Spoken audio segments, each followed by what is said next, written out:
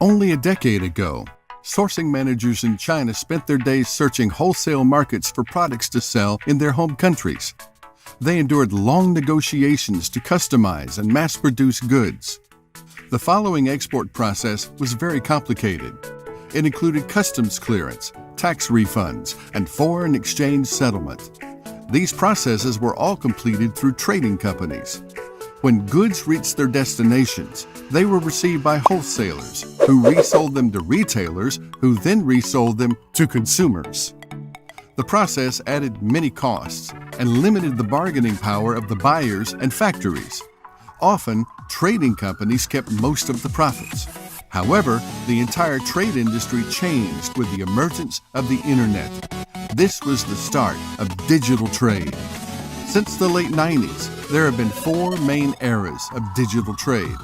In Era 1.0, suppliers listed their contact information and product photos on information websites. We call this the Yellow Page era. Era 2.0 came with the launch of digital platforms where buyers could pay for and import goods online.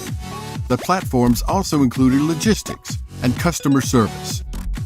In Era 3.0, digital platforms became service-oriented ecosystems that included marketing, financing, and warehousing.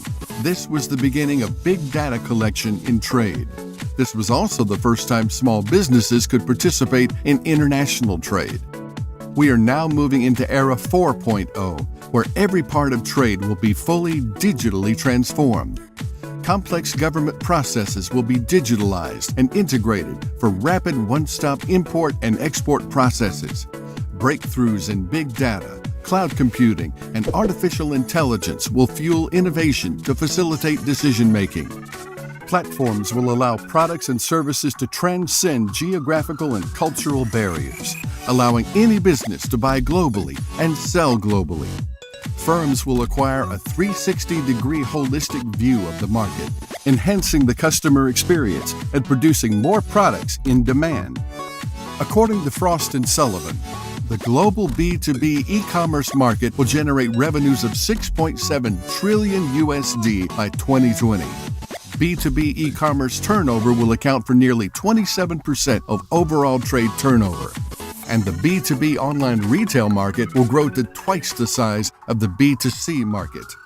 We are entering an era of unprecedented opportunity for business, an era where a main characteristic of the trade industry is that it will be platform-centric.